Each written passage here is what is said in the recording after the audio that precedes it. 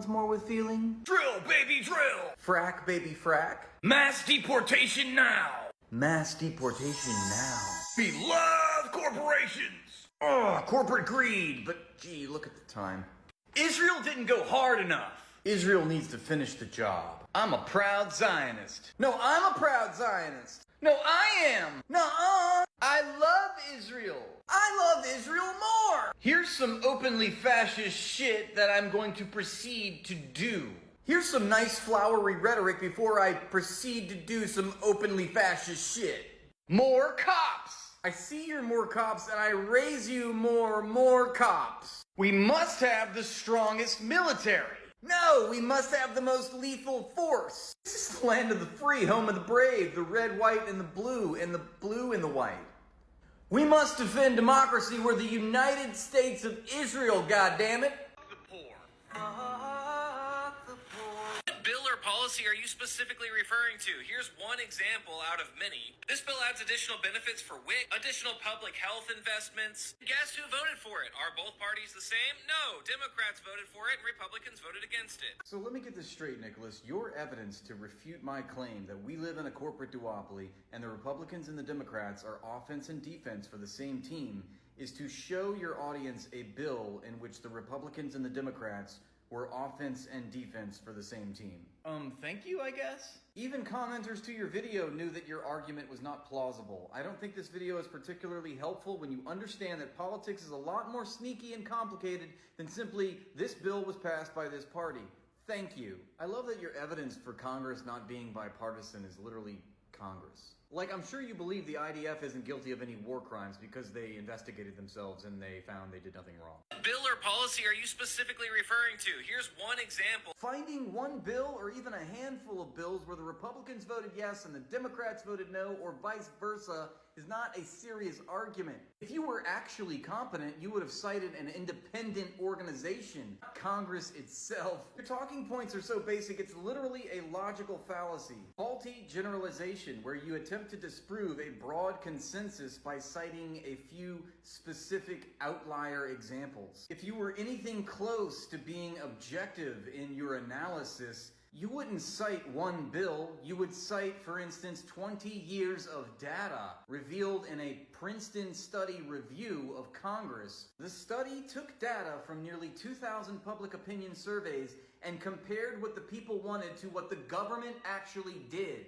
And what they found was extremely unsettling. The opinions of the bottom 90% of income earners in America has essentially no impact at all. That's because, Nicholas, the top donors of both Joe Biden and Donald Trump are the same class of people. They represent the interests of the top 1% on the income scale. What's actually funny and ironic and kind of sad for you is that your entire video just gives us examples of what I talk about a lot on this channel, which is the Ratchet effect. Republicans move everything to the right and Democrats block movement back to the left. Okay guys, Congress said that democracy is real. No need to further look into it. The so-called differences between these two corporate-owned mainstream political parties is minute, calculated, and strategic. It is a construct. If reforms actually worked, much like incrementalism or voting for the lesser of two evils, it would have worked by now. Believing in the myth of the lesser of two evils does have a utility. It normalizes evil. It reinforces reactionary institutions. In the political economy of capitalism, we have capitalists who have captured both parties. In a corporate duopoly operating in a liberal democracy, it becomes vastly important for the government and the institutions which control the government to also control what the people think. And if the conglomerate class of transnational stateless corporations and their CEOs, managers, executives, and bankers can induce your consent to lending credibility to voting for the political establishment, then the charade can continue. Obviously, strategic concessions need to be made from time to time. Obviously, you can find exceptions and outliers to the rule, as our young, sweet summer child Nicholas just did. But the presence of so-called exceptions to the rule only validates that there is a rule. If there were no exceptions, then there would be no rule. And again, making hasty generalization logical fallacy arguments where you cite a few specific outlier examples as if that invalidates or discredits the overall broad thesis is a straw man. Why do I get the feeling like you're about to say Israel has the right to defend itself? Sometimes both parties will send funding for Israel's Iron Dome and other defensive weapons, systems that they literally can't use offensively. Like, that's not how they work. And yes, Biden did offer a big sale of weapons to Israel. I urge you to keep in mind the incontrovertible reality that Biden is going against Democrats on that.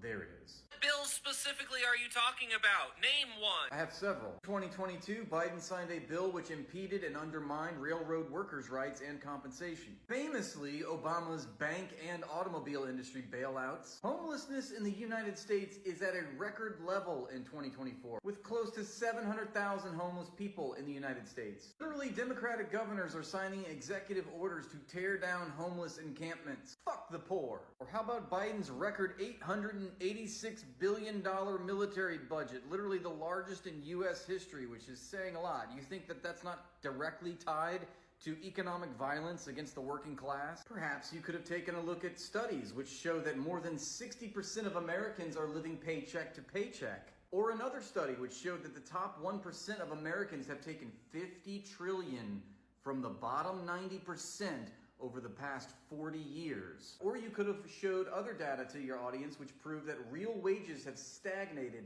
since 1979. Perhaps you could have drawn our attention to the fact that the greatest wealth transfer in history is happening right now. Maybe you could have looked at other studies which, I don't know, have decades of research behind them which prove that the candidate who spends the most and is able to raise the most money usually wins. It costs something like $6 billion to be president of the United States. Where do you think presidential hopefuls go to get that money? Can't fit all of this in one video, let alone one segment. I could go on and on, but I literally can't fit it all in this one segment. How do you define same team here? You mean being representatives in the United States? No, and I'm so glad that you brought this up because this is exactly what is missing in your analysis and why I fundamentally disagree with your conclusions. You cannot divorce politics from the economy. Capitalism is called a political economy for a reason. Trying to interpret the actions of policymakers without factoring in who controls them or what class of people they represent is extremely naive and short-sighted. You've asked me to define same team, and then you proceed to answer your question to me with... You mean being representatives in the United States? And to that I would say representatives of who? Who's representative? The same team in this case are corporations and their class of managers, executives, bankers, and CEOs. The corporate class. Specifically, for example, oil conglomerates, big tech, central banks, the weapon industry, etc. And the special interest lobby groups they fund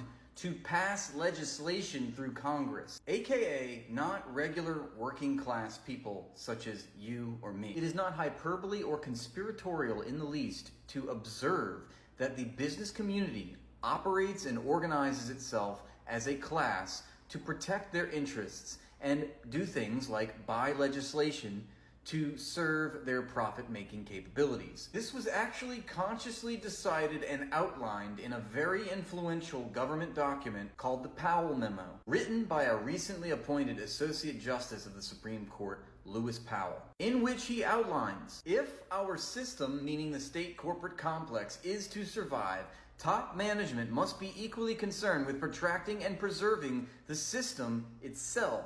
Powell argues in his memo that it would be better if corporations stopped acting as if they were in competition with one another and instead operated as a class of corporations who had the same interests. Why am I mentioning this document?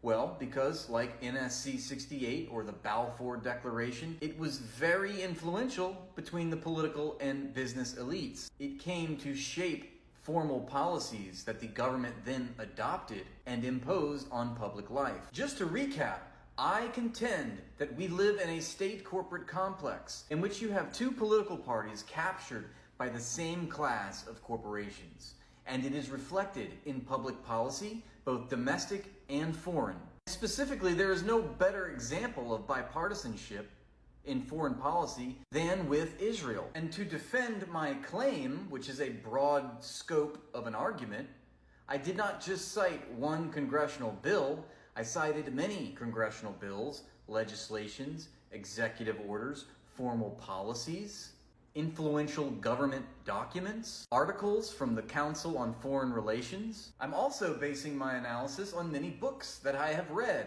including Noam Chomsky's Fateful Triangle, United States, Israel, and the Palestinians, The Gaza Strip, The Political Economy of De-Development by Sarah Roy, who is a Harvard economist, Gaza, An Inquest into Its Martyrdom by Norm Finkelstein, The 100 Years' War on Palestine by Rashid Khalidi, Deterring Democracy, also by Noam Chomsky. Let's put this all into context. According to the UN, 70% of the civilian infrastructure in Gaza has been destroyed in the past 11 months. 84% of the entire Gaza Strip is under evacuation orders. 2.3 million people, roughly, are literally living through a famine engineered by the State of Israel. By some estimates, Israel has killed roughly 200,000 people, with the body count rising at this moment every day. The entire healthcare and education system in Gaza has been destroyed. If the genocide in Gaza stopped today, it would take 15 years just to clear the rubble.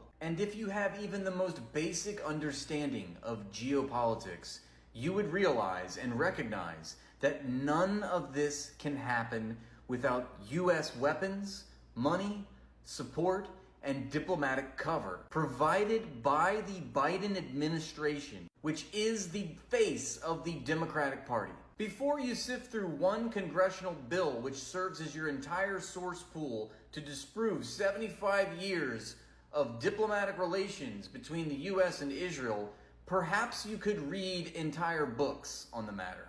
John Mearsheimer, for example, has written extensively on this topic in his book called The Israel Lobby, for example. Nick Cowers with the Irish goodbye. You know, chatter, that would be fine with me. I don't run and hide when my convictions and my principles are tested.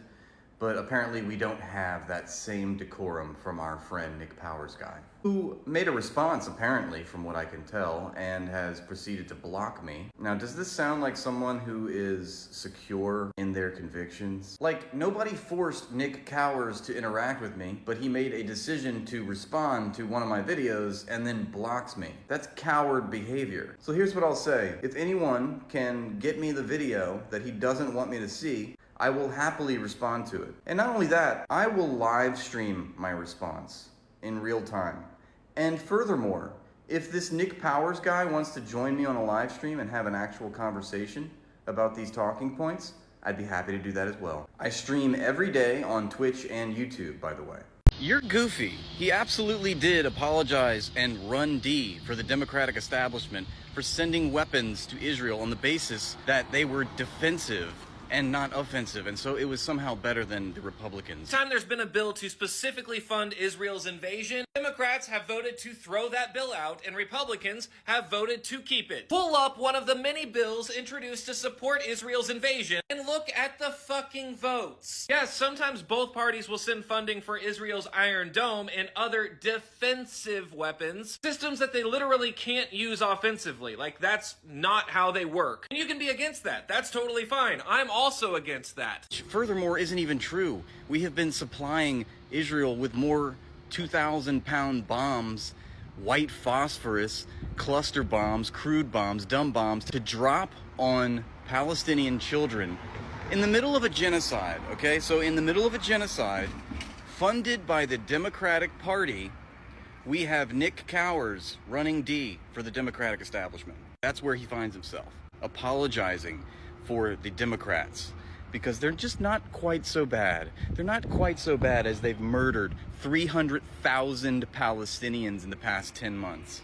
Wow, so brave, so brave. Literally, the State Department under the Biden administration has been bypassing congressional approval to institute an emergency clause so as to send more weapons to Israel faster. They can't get the weapons into Israel fast enough to blow up more brown babies. And this vote blue no matter who liberal darling of the Democratic Party wants to get you to believe that the Republicans are just far worse than the Democrats, while the Democrats are literally funding a genocide. Palestinian children thank people like Nick Cowers for their bravery. Biden ordered 2 aircraft carriers, one parked in the Red Sea and one parked in the Mediterranean Sea, to sanction the genocide of the Palestinians.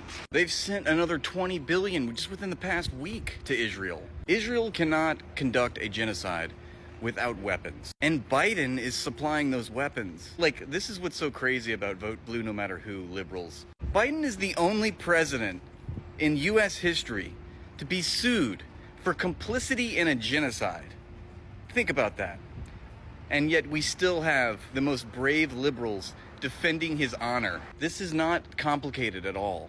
We live in a corporate duopoly. Literally, AIPAC funds more Democratic primaries than they do Republican ones. What are you talking about? This is what people need to understand. The United States supports Israel unconditionally. The support for Israel is bipartisan. AIPAC is a bipartisan donor.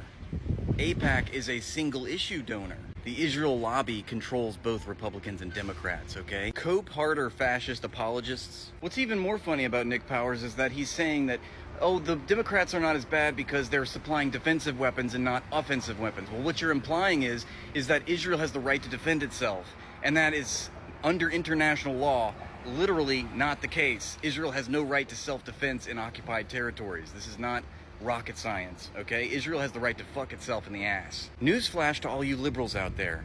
You cannot invoke a moral right if that right traces back to an illegal wrong. A moral right cannot be derived from an illegal act.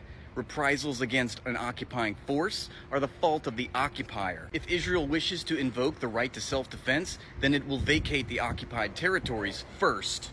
For the same team. How do you define same team here? You mean being representatives in the United States? How is one party voting for Israel assistance and one party voting against Israel assistance, both part of the same team for Israel assistance? A better question, Nicholas, is how are you making this video literally 2 weeks after the Biden administration approved $20 billion in weapon sales to Israel? How is another $17 billion worth of military aid for Israel signed into law by Biden, a Democrat, not proof of Democratic support for Israeli assistance? How is it that Democrats signing into law a weapons sale including dozens of F-15 fighter jets, tens of thousands of 120mm mortar shells, over 32,700 tank shells, and 30 advanced medium-range air-to-air missiles, not proof of Democrats supporting and providing offensive weapons to Israel while it commits a massacre? How is it that the Biden administration bypasses congressional approval twice to make emergency weapon sales to Israel, including 14,000 tank ammunition shells valued at $106 million, not proof that the Democrats materially support Israel's offensive invasion of Gaza? What's even more bewildering and ridiculous about the position you're taking here is that literally the largest, most historic aid package of its kind in U.S. history was signed by a Democratic president to Israel in the form of $38 billion of military assistance. According to the Council on Foreign Relations, which is a foreign policy think tank staffed by former government officials, Israel has received $300 billion plus from the United States since 1946, more than any other country that the United States has provided aid to. What in the neoliberal hell are you talking about? Literally, Joe Biden is the only president in U.S. history to be sued for complicity in a genocide. Just for context, according to the United Nations, 70% of the entire civilian infrastructure in Gaza has been destroyed. 84% of the entire Gaza Strip is under evacuation orders. 2.3 million people, roughly, are starving to death. Something on the order of 200,000 people, most of which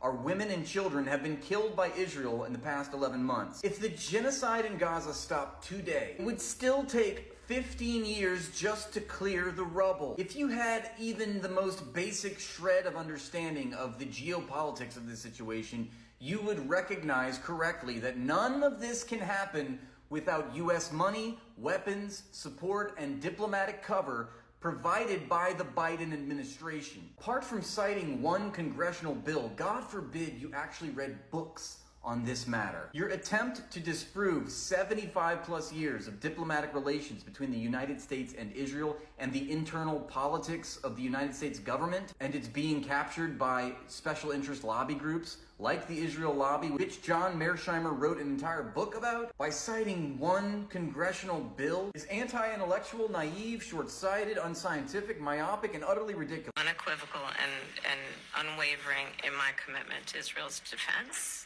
and its ability to defend itself. We're done. But no change in policy in terms of arms and so forth. Did you hear that? No change in policy regarding providing weapons to Israel. How is it that CNN's Dana Bash is more objective than you?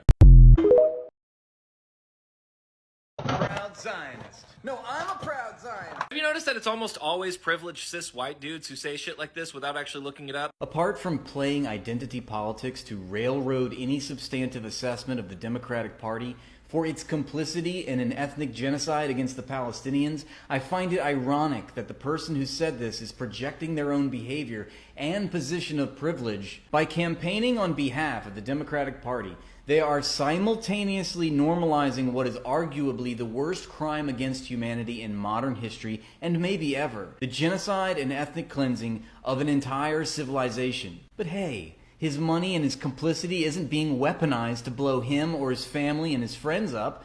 It's being used to blow up brown children largely halfway across the world. The consequences of his government's policies are displaced to halfway across the world. So what does he care? This is a common, reductive bully tactic liberals or conservatives employ to stomp out any objective discussion concerning our country's foreign and domestic policies. By framing the discussion on cultural backgrounds, they have deceptively avoided having to contend and engage with the actual talking points. Kudos to them. They're so brave, aren't they? Would it be any more true if what I, a white man, said was uttered by Malcolm X or Martin Luther King Jr., Palestinian Americans, or other marginalized groups? Well, okay, so they have. So now what? Are they just operating from a privileged position too? And what is this conversation about? It's about the Democratic Party aiding and abetting and funding and supporting a genocide. And there being no material, meaningful distinction between the two parties on major policy issues. And this is where we are at. Condemning the Democratic Party for a genocide and not lending our credibility to the two-party state corporate complex by voting for either Democrats or Republicans, or rewarding the Democrats for our vote as they commit open war crimes, is simply the moral thing to do. We should not be okay with this. It's principally about the bipartisan support that Israel very clearly has from Democrats and Republicans, and liberals attempting to whitewash, normalize, apologize for, lie about, and even defend what is indefensible and should never be accepted or even placated on its behalf. This is gaslighting 101. Nixon ordered Cambodian genocide. Clinton sent cruise missiles to Sudan, people died. Obama gave the orders to do drone strikes.